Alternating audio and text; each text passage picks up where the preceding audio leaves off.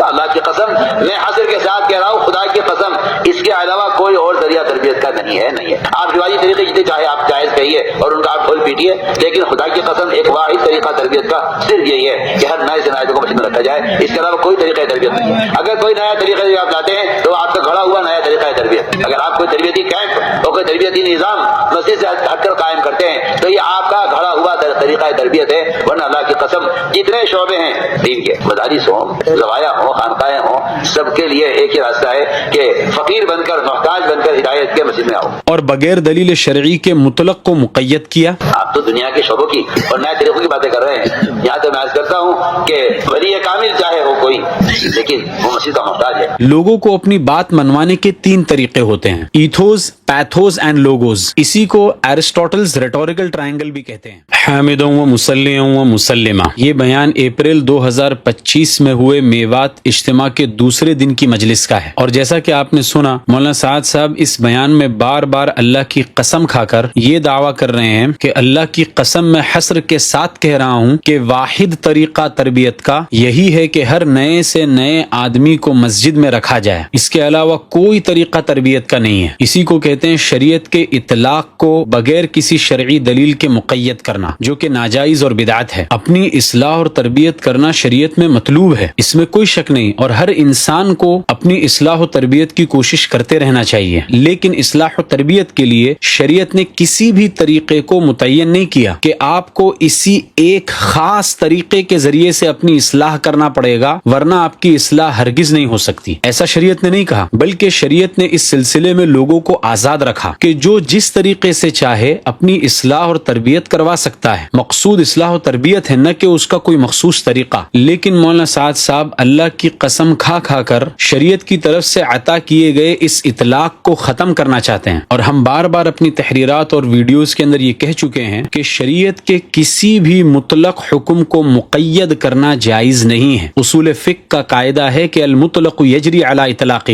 کہ مطلق اپنے اطلاق ہی کے اوپر جاری رہتا ہے۔ چنانچہ اللہ تعالیٰ کا ارشاد ہے قد افلح من زکاہا، اور ایک دوسری جگہ پر ارشاد ہے قد افلح من تزکا، کہ کامیاب ہو گیا وہ شخص جس نے اپنی اصلاح کر لی۔ یہ 2 آیتیں ہیں جن میں اللہ تعالیٰ نے انسانوں کو اصلاح و تربیت کا حکم تو دیا ہے، لیکن اس کا کوئی طریقہ متعین نہیں کیا، بلکہ شریعت نے لوگوں کو آزاد رکھا۔ اس لیے اگر کوئی اٹھ کر اس کا کوئی ایک طریقہ فکس کر دے کہ اصلاح و تربیت اسی طریقے سے کرنا پڑے گا، تو یہ شریعت کے مطلق حکم کو مقید کرنا ہے، جو کہ ناجائز اور بدعت ہے۔ مثلا کل اٹھ کر کوئی خانقاہ والا یہ کہنے لگے کہ ہماری اس خانقاہی ترتیب کے اوپر اگر آپ اپنی اصلاح کریں گے تو ہی آپ کی اصلاح قبول ہوگی، ورنہ آپ کی اصلاح و تربیت ہرگز نہیں ہو سکتی، تو ان کا یہ کہنا ہرگز درست نہیں ہوگا۔ اس مطلق اور مقید کو اگر مزید تفصیل سے آپ کو سمجھنا ہے تو ہماری پلے لسٹ میں جا کر مطلق اور مقید کا ویڈیو ضرور دیکھیں، انشاءاللہ سارے اشکالات آپ کے ختم ہو جائیں گے۔ اب آگے چلتے ہیں۔ ایک تو یہ کہ مولانا سعد صاحب نے شریعت کے اطلاق کو ختم کرنے کی کوشش کی اور بغیر دلیل شرعی کے مطلق کو مقید کیا۔ اس پر مزید یہ اپنے دعوے پر دلیل پیش کرنے کے بجائے اپنے غلط نظریے کو ثابت کرنے کے لیے بار بار اللہ کی قسم کھا رہے ہیں۔ اب اسی دعوے کو دیکھ لیجئے، مولانا نے اس کے اوپر دلیل تو کوئی نہیں دی، لیکن اللہ کی قسم 4 سے 5 بار کھا لی ہے۔ ورنہ اللہ کی قسم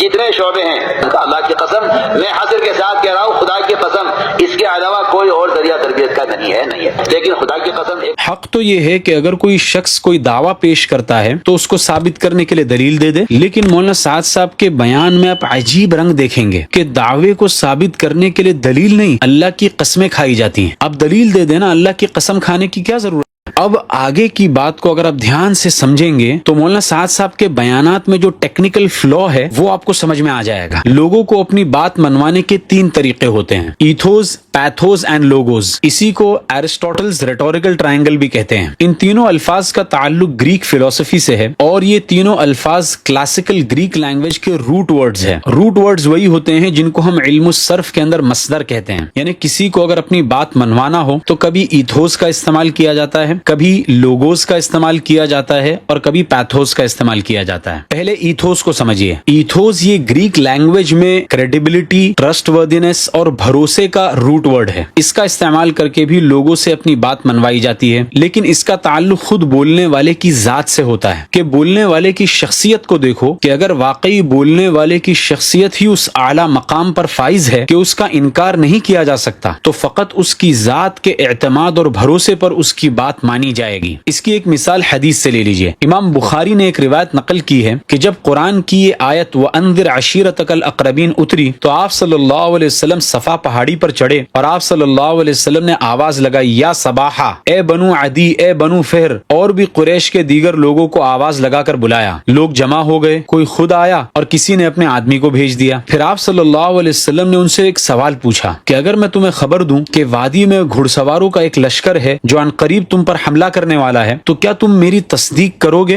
مجھے سچا مانو گے؟ اپنی ذات کو پیش کیا تو سب نے کہا کہ ہاں، ہم آپ کو بالکل سچا مانیں گے، ہم نے کبھی بھی آپ کو جھوٹ بولتا ہوا نہیں پایا. اب یہاں پر آپ غور کیجئے کہ آپ صلی اللہ علیہ وسلم نے اپنی ذات کو پہلے پیش کیا کہ جو آدمی 40 سال سے تمہارے درمیان ہے اور اس نے آج تک کبھی جھوٹ نہیں بولا، تو وہ آج کیوں جھوٹ بولے گا؟ اسی کو ایتھوس کہتے ہیں، کیونکہ جس طرح نبی کی بات حجت ہوتی ہے، بالکل اسی طرح نبی کی ذات بھی حجت ہوتی ہے. اسی لیے نبی کی بات سمجھ آئے نہ آئے، نبی کی ذات پر اعتماد کرتے ہوئے نبی کی بات کو ماننا ہر مسلمان پر ضروری ہے، اگرچہ ہم اس کو دلائل سے بھی ثابت کر سکتے ہیں. لیکن نبی سے ہٹ کر کوئی شخص اگر ایتھوس کا استعمال کرے کہ صرف میری ذات کو دیکھ کر میری بات کو مان لو اور دلائل کی بالادستی کو ختم کرنا چاہے، تو یہ ہرگز درست نہیں ہوگا. اسی لیے امام مالک رحمۃ اللہ علیہ نے کہا تھا کل یؤخذ من قوله ويرد الا صاحب هذا القبر. ہر شخص کی بات کو مانا بھی جا سکتا ہے اور رد بھی کیا جا سکتا ہے سوائے اس ذات کے جو اس قبر میں آرام فرما ہے. آپ صلی اللہ علیہ وسلم کی قبر کی طرف اشارہ کرتے ہوئے فرمایا، یعنی آپ صلی اللہ علیہ وسلم کی کسی بھی بات کو رد نہیں کیا جا سکتا. سمجھ میں آئے تو بھی ماننا ہے، نہیں سمجھ میں آئے تو بھی ماننا ہے. دوسرے نمبر پر ہے لوگوز. یہ بھی کلاسیکل گریک لینگویج میں لاجک اور ریزننگ کا روٹ ورڈ ہے. مختصر میں اگر کہا جائے تو اس کا مطلب یہ ہے کہ جو بھی بات کہی جائے اس پر دلیل پیش کر دی جائے اور دعوے کو دلیل سے مزین کیا جائے تاکہ لوگ اس کو مان لیں. اور تیسرے نمبر پر ہے پیتھوز. یہ بھی کلاسیکل گریک لینگویج میں ایموشنز اور فیلنگز کا روٹ ورڈ ہے اور اس کا مطلب یہ ہوتا ہے کہ بیان کرتے ہوئے سامعین یعنی آڈینس کے ایموشنز اور نفسیات پر ہاتھ لگایا جاتا ہے اور جذباتی بیانات کر کے لوگوں کو اپنی بات منوائی جاتی ہے. مثال کے طور پر بار بار اللہ کی قسم کھانا، اسی کو پیتھوز کہتے ہیں. یہ طریقہ دلائل سے بالکل خالی ہوتا ہے. ہاں، دلائل کے ساتھ اگر اس کا استعمال کیا جائے تو بات میں وزن بڑھتا ہے، لیکن کچھ لوگ اس کا غلط استعمال کرتے ہیں. دلائل ان کے پاس ہوتے نہیں ہیں، فقط اللہ کی قسمیں کھا کھا کر اور جذباتی بیانات کر کے وہ یہ چاہتے ہیں کہ لوگ ان کی بات کو تسلیم کر لیں اور لوگ ان کے دعووں کو مان لیں. اب اس تمہید کے بعد ذرا نتیجہ دیکھیے کہ مولانا سعد صاحب نے جو یہ دعویٰ کیا کہ اصلاح و تربیت کا فقط ایک ہی طریقہ ہے کہ ہر نئے سے نئے آدمی کو مسجد میں رکھا جائے، تو اس دعوے پر دلیل تو ایک بھی پیش نہیں کی، لیکن قسمیں کتنی کھائی ہیں وہ آپ خود سنیے. ورنہ اللہ کی قسم